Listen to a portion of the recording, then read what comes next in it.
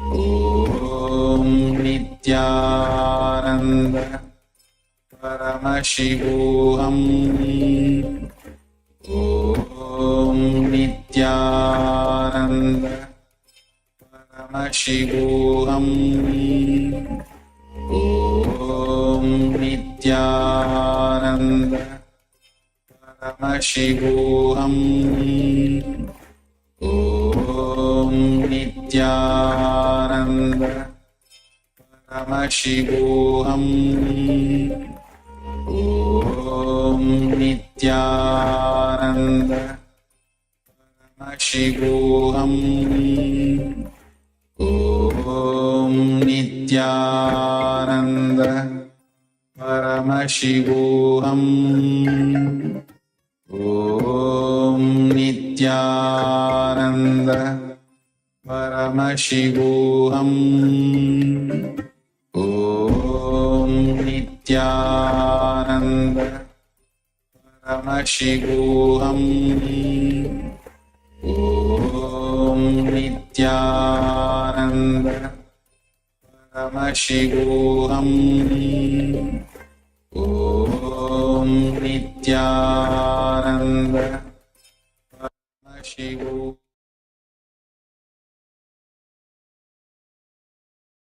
All right. So you can take a few moments to share what the third eye has revealed. What is the solution or the answer that the third eye has revealed? If you are scanning a partner, you can share that with them. And make sure to post in the Zoom chat as well for us to know if you are able to experience this part, even if it's just one word. You see, at some point you'll be able to give an elaborate answer whenever you, for whatever problem, what is the solution, or what is the answer, you'll be able to give your complete thought current itself. Right now, even if you see just even a single word, whatever it is, that is fine. That is the way to start.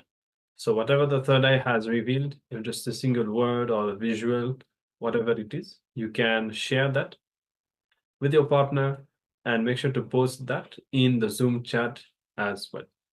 Okay.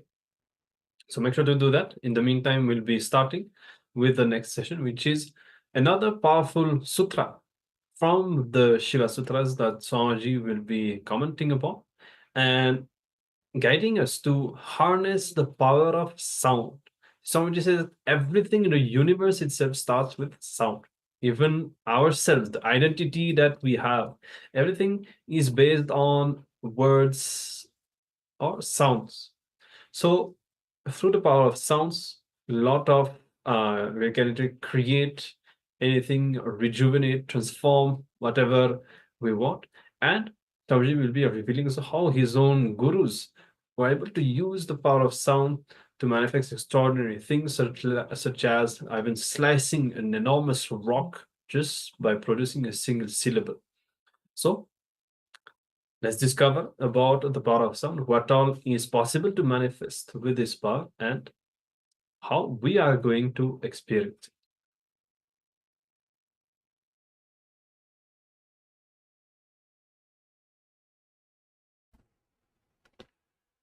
सदाशिवसमारम्भाम् शङ्कराचार्यमध्यमाम् अस्मदाचार्यपर्यन्तम् वन्दे गुरुपरम्पराम्.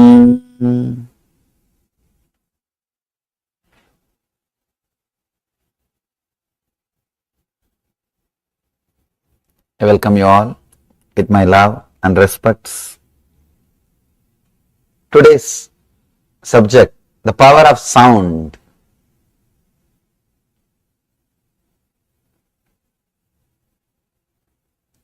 All the spiritual masters, enlightened beings, all spiritual traditions, all religions, all mystics understood, experienced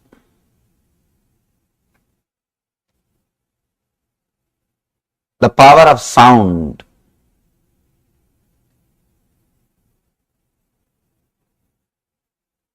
That is why, whether it is Vedas or Bible or Quran or Dhamma Sutra, everything says first there was a sound.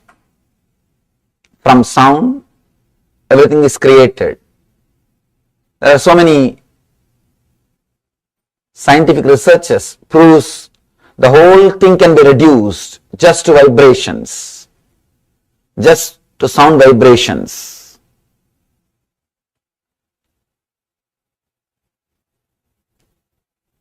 Vedic seers, Vedic masters declare the whole universe is nothing but nada, sound. That's why they say nada brahmam. The whole entire universe, existence, cosmos is nothing but the vibration, sound. Today, we will explore a technique by Mahadeva Anandeshwara to experience enlightenment through sound. Mahadeva is giving a technique. The book which I am going to speak now, the book from which the sutra is taken, is 10,000 years old, attributed to Shiva Mahadeva. Traditionally, we believe that Shiva gave this book to Devi. His teachings to Devi is recorded, and that is Shiva Sutras. Sometimes people ask me, how do we know it is given only by Shiva? How do we know these sutras are delivered by Shiva? I tell them, if you see the sutras, if you read the verses, anybody who has got this much knowledge, depth about the mind and the being must be Shiva. He must have experienced Shiva consciousness. Understand, Shiva or Buddha is not just a person, it's a state of a being. Anybody who achieves that state will be called as Buddha. In our tradition, Shiva, Buddha, Vyasa, all these words are just a state of a being. Till now, the disciples of Shankara is called Shankaracharyas. That is why we use two words, Adi Shankaracharya and present Shankaracharyas. Anybody who represents is called with the same name. It's like a title. So, anybody who has experienced, anybody who has got knowledge to this level, to this depth, he is Shiva, no doubt about it. He has experienced the truth. The way in which he expresses, with that we can very clearly understand whether he knows or he has just read. We can be sure this book is not from a person who read and acquired knowledge. This book is from a person who has experienced, because he is giving solutions for all possible problems. He is giving solutions for the human beings who lived on the planet Earth, who are living on the planet Earth, who are yet to come. He is giving keys to open all doors. Today we will explore his technique, his meditation technique to achieve enlightenment, higher consciousness through sound. Almost all the enlightened traditions, all the enlightened masters and the traditions created by them have worked on the sound. Sound is one of the important methods to awaken the higher consciousness in you. In the East, language is not used just to convey a particular meaning, a logical concept. The language is used for transmitting vibrations also. That is why we call Sanskrit. The word Sanskrit means refined, purified. The Sanskrit is not just linguistic, it has got phonetic importance also. Sanskrit is not the language just to convey a logical concepts, few words, few ideas which you think. It has got phonetic importance also. That is the reason no Veda mantra can be altered. Sometimes you may feel if you use some other word, the meaning will be more sharper, more clear, but you can't change the word. Even if you think, I think this word can express the truth in a much better way. I think this word can take us to more deeper level. Even if you think that way, you can't change the word. The Vedas, the Sanskrit verses are repeated same way. The other day I was reading a research report about so many different scriptures. The researcher says the less corrupted book on the planet Earth is Vedic scriptures. Less corrupted. Just because our devotion to the literature, with no printing media, with no other preservation system, except listening, except listening and repeating, there is no other preservation method for last 10,000 years, at least 10,000 years. The Vedic books, truths have been preserved without corruption. Even if some masters write commentary, they will say very clearly, this is mantra, this is my commentary. See, people who write commentaries, their charisma is so, they are so charismatic, so impressive. If they just alter few words, nobody will oppose. Nobody will oppose. But no master dare to do that. That's the greatness of our masters. They have done text torturing. They have interpreted in their own way. But nobody had the courage to touch the original sutras. Whether it is Shankara or Ramanuja, Madhva or Bhamati, any Vachaspati Mishra or Atmananda, you can name thousands of masters. One more important thing, each one of them are expressing their own ideology. Commentaries are given just to convince people that what I am saying is supported by these great masters. Understand? Commentaries are nothing but justifying their thinking trend, justifying the truth which they want to express. Shankara, Ramanuja, Madhva, each one of them wanted to convince people about their thinking trend, about their own way of expressing the truth. Each one of them are expressed in their own way. Each one of them were expressing in a different way. And if you see little deeply, it will be funny. Sometime the same sutra, how many different meanings it can come, how many different meanings can be derived, can be taken out from same sutra, from same verse. Sometimes not only it will be funny, it will be horrible. Really, I am telling you some of the insider secrets. These are all some of the insider secrets. You will be surprised. Some sutras being commented in a totally different way by Ramanuja or Madhva or Shankara. One more thing, these great masters have done a great service to the society. Same way they created enough of problem also. Because these three people, the fight among these three people is the fight which is happening all over India still now. Still now, because each one is interpreting in their own way.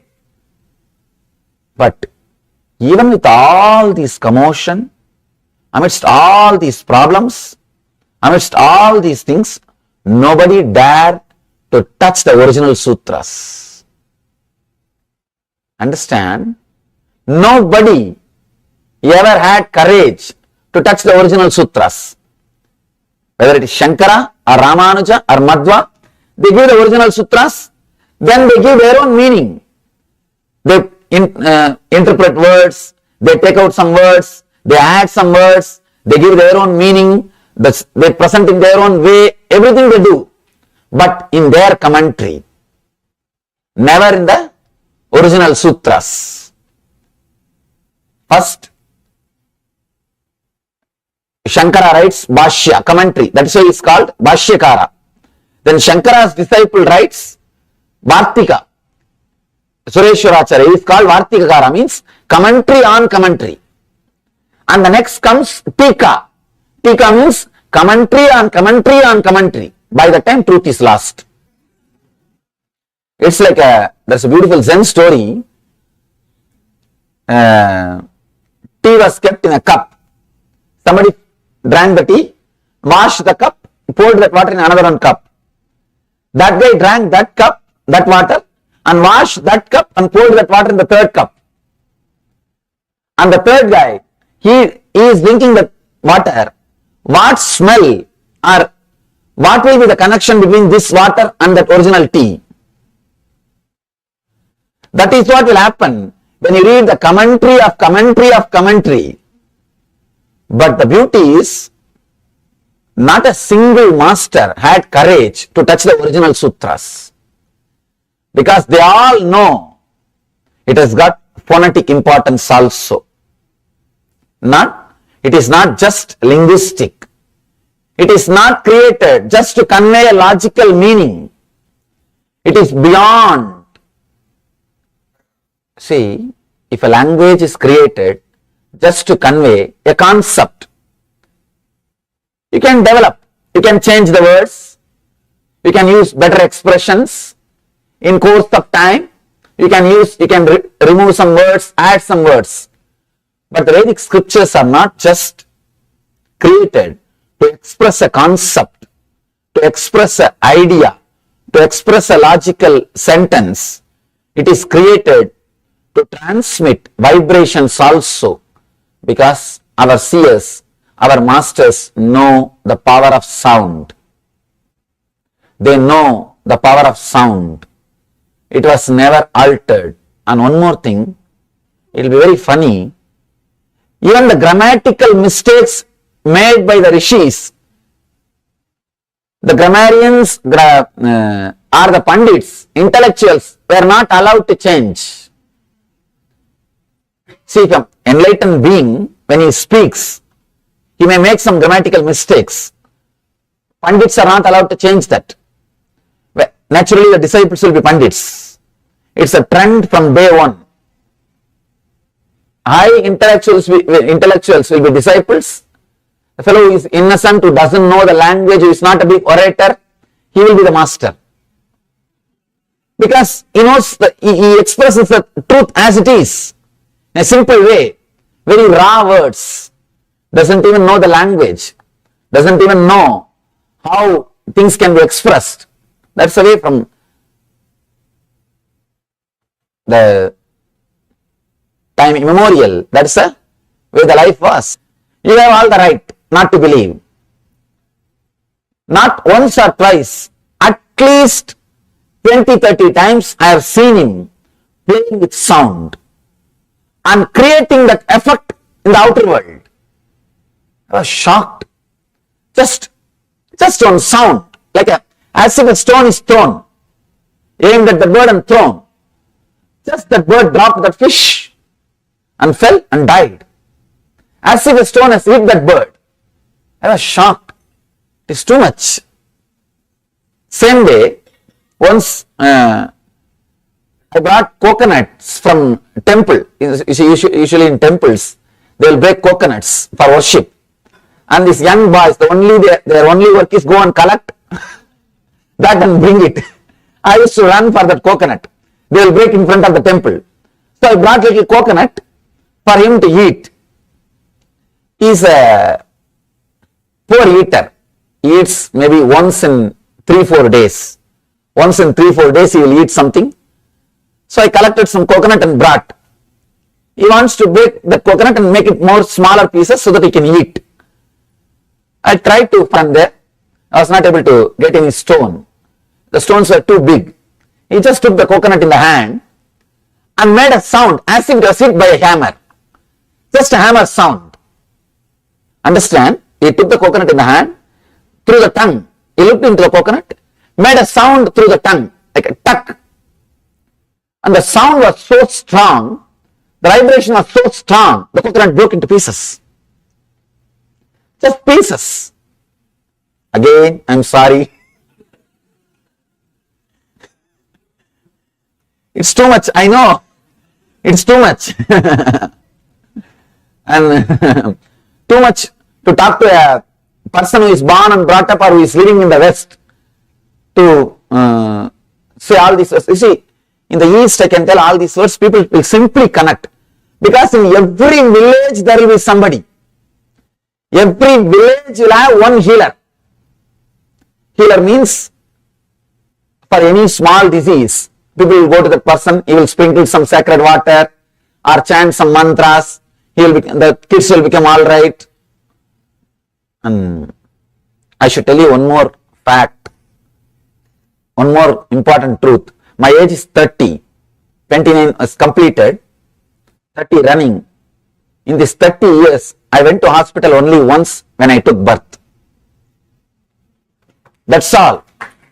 Only once. No allopathy medicine, no vaccination, no other injections, nothing. When I was taken, when I took birth, of course, mother went, I did not go. Once I came out of the hospital, over. See, it is not just me. I can say at least lakhs of people are there in India who live like this. If they fall sick, they go to some local healers, some pujaris, some temples, some priests. Still the tradition is there. We don't know how to justify or how to connect or how to logically present all those things. I don't know. I can only tell you the fact. Now it is up to you to analyze or connect or justify. You may give the reason it is just because of faith or placebo effect. So many big words you can find. Scientific words and research words and all those things. I don't know all those things. Still, there are millions of people in villages. They go to that local healers, the priests, temple pujaris, or the whatever you may call. I think we don't have a right word in the English language because that concept does not exist. So we don't have a right word. That guy will just chant some mantra and sprinkle little water. The child will become all right. Still now in Indian villages, very difficult to believe unless you see. Unless you see, you can't believe. In Sri Lanka, during the annual festival Buddha Purnima, Buddha's Enlightenment Day, thousands of people will walk on fire. Same in our ashram. Every year, at least 3 or 4 times we do the fire walking. Hundreds of people do the fire walking. I will be the first person to walk. We do fire walking. Sometimes people ask me, how is it possible? How you guys are able to do it? Just all we know is there is a music, there is a special kind of a music, the vibration which is created, and everybody knows that they can do, simply they do, that's all. No other logic. If you think, will I be able to do? Gone. Nothing can be done. I tell them, no, don't walk. No, you are not allowed. Whoever asks, Swamiji, can I do? No, you can't do. Forget about it. And whoever knows, I can. You can do. Please walk. Somehow you know it. That's all. It just clicks. That very sound, when the vibration is created, they are made to meditate for 10 days before they do the fire walking. In the 10 days, their body and mind is prepared with chanting, vibration, meditation. They create a peaceful thoughts. Let me be in peaceful. Let my body and mind be completely integrated. Let the whole world be in peace. Your thoughts have got powerful impact on the outer world. When you create so much of peace, When you create so much of feeling connected to the nature, nature does not disturb you. Person who has created enough energy to connect with the nature will not have doubt when he sees the fire. I'll be standing there just to filter. If I see little fear in their eyes, I tell them, no, you can't. If somebody walks with doubt, he gets hurt. If the person does not have any doubt, he is very clear. I know, I can do. He never gets hurt. He never gets hurt. It is a simple feeling connected. Just something clicks and you are there. Nothing happens. How to logically describe? No way to logically describe. Something happens, that's all we can say. There is no logic. Everyday Kalpataru, a one-day experiential meditation program by Paramashivoham Nithyananda. On the days he is in the Devi ashram. Experience good health, mental well-being, spiritual growth, economic prosperity, and living enlightenment. July 8th and 9th, July 19th to 23rd, August 18th to 31st, September 1st to 8th.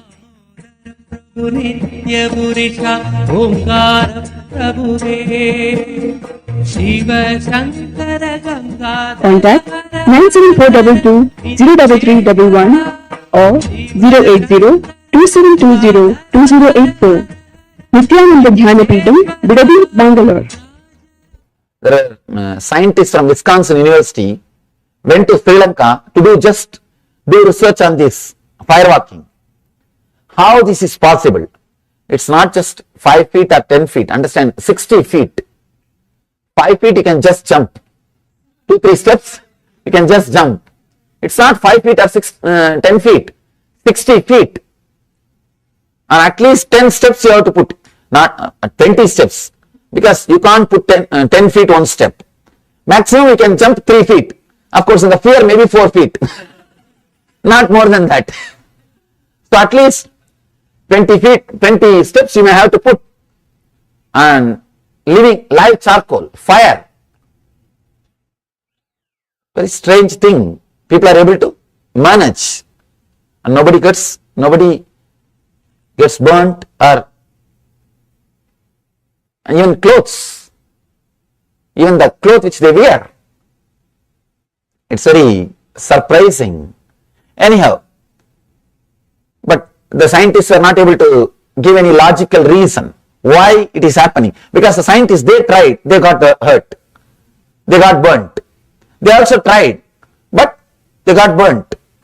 You can't say they were not able to give some clear idea why the Buddhist monks were able to walk and why the ordinary person, normal people are not able to do. They did all possible researches, the blood checkup or whatever they can do. Beyond body, there is something. Beyond the body, there is something which comes to play in that space. That's what we call power of sound, power of vibration. There's a particular music. And people even who walk on the fire, they can walk only when the music is created, when the vibration is created. Means your body and mind can be elevated, can be transported to a different plane of consciousness, different plane of existence by sound. Understand? The same person can't walk without that sound, without that vibration, without that mantras, without that chanting. But that chanting, he is able to walk. He is able to successfully do the ritual. He is able to go through. So, power of sound, the power of vibration, sound or vibration can transport you, can lift your body and mind to a different level of consciousness, to a different plane of existence. There are a few more incidents I can say which happened with this Raghupati yogi, the great yogi. if he creates a sound like a dog, just small 2-3 sound, small, just like a small tuck tuck, he will create a sound. And I have seen 20-30 dogs that all over the area will come towards him. Whenever people bring food for him, he will eat little bit and throw everything else to the street dogs and all the animals which is living there. He will just create one sound. Usually if you call, the dog won't come. He will be afraid to come. He will be afraid to come. And you can drive the dog out, but you can't call it. Driving is possible, you can throw stones or shout, it will run away. You can't call. But I have seen, he will create a small sound. The dog will, all the dogs will run. And not only that, sometime I have seen, he will create a small sound. Snakes will come. Just sound. Few small sounds. It is not even like a sound, it's like a vibration. Just in the one corner, through the corner of the mouth, he will create that vibration. Sound. Snakes will come. As if they are tied by a rope and being pulled. Just like that they will come. Usually snakes will go like yes, this way they will move. But when he creates vibration, I have seen snakes will come straight, as if a rope or thread is tied and it is pulled straight. And not only the snakes or anything, same way the fruits from the tree I have seen with my own eyes. If we are sitting in a tree, under a mango tree, especially with the mango tree and coconut tree, I have seen it with my own eyes. If we ask, Master, just get some mangoes, all you need to do is create a sound like a stone. Simply mango will fall.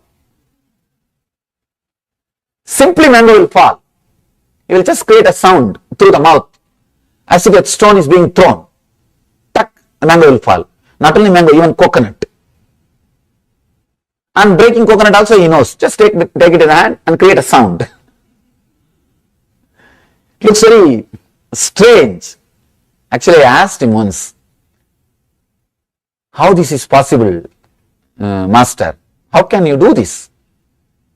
Can we break the stone? I asked him, you know how to break coconut. Can we break the stone? Because I thought maybe in the hand he is pressing the coconut. Because he is a very powerful, very strong person. I have seen him doing even in public. He will tie the iron rope in the chest and inhale and exhale strongly and the rope will break. Iron rope. If I tell more things, it will look like more and more stories. A very strong person. I thought maybe in the hand he is breaking that coconut. Coconut he can break in the hand. What about stone? So I brought a stone for him and I kept that stone in front of him. All he did is just he sat, looked into the stone, just like a connecting with that stone, created a sound. Up, the stone has become two. But the sound which he creates, if you put your hand in between, your hand also gets hurt. Once I tried, when he was connecting with some object like this and trying to break, I tried to put my hand in between and I felt literally something is hitting the hand. Just as if the bone will break. It was so powerful, just the vibration. Just the vibration. Then I understood how the rishis have cursed people. See, you have a story, lot of stories, like Vishwamitra cursing somebody, Durvasa cursing somebody, Vasishta cursing somebody, these Vedic rishis cursing somebody. I was not able to relate. How can somebody say a word and it will become reality? When I saw this, I was able to relate. I understood, oh God, it would have been truth. Just a word, it can kill somebody. Just a sound. The old masters, Vedic masters, can just turn the whole life. Because they know the power of sound. They know how to use it. They know how to use sound particles. See, in course of time, Gita says, Yogo nashta parantapaha. The truth or the inner science is lost in course of time. Because we have lost the keys, we can't say the treasure never existed. Understand? Just because we lost the keys today, we can't say the treasures never existed. Just because we did not experience these things, just because we did not get the right key, we have not tried in the right way, we have not experimented or experienced, we can't say the treasures did not exist. It existed. The truths existed. It was there. It was there.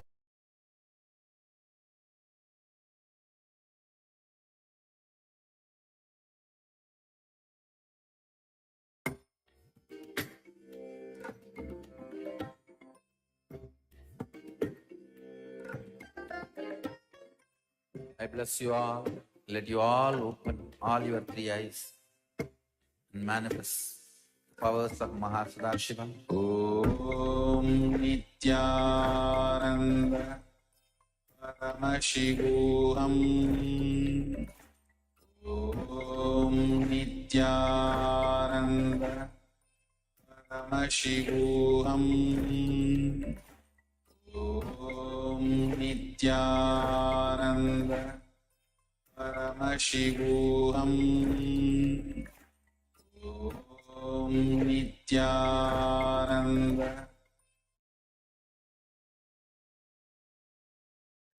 Yes. The power of sound, as Swamiji has explained, extraordinary things can be manifested, such as Swamiji's guru, Raghupati Yogi, who could literally pull snakes and dogs and whatnot, accelerate the growth of fruits and slice rocks. So literally with the power of sound, you can do anything. And now spiritually, how this power of sound can help all of us today. And at the level that we are at, a simple meditation that we will be doing, that is to reverberate ourselves with the frequency of the Mahavakya, Om, the Pranava, the original cosmic sound, the single syllable, Om. And this Pranava is the sound of the universe. In another satsang, Swamiji was describing how even the Nasa, I think there's documentation on it, has recorded that the sound of the universe is the Om. And when you chant Om, your whole being will become integrated. See, right now it's like you have your whole being is in different spare parts. Your mind thinks about something, then jumps into something else, but your will, your intention is even something different, and your body is somewhere else. Now, with this simple sound, all of it will become integrated together,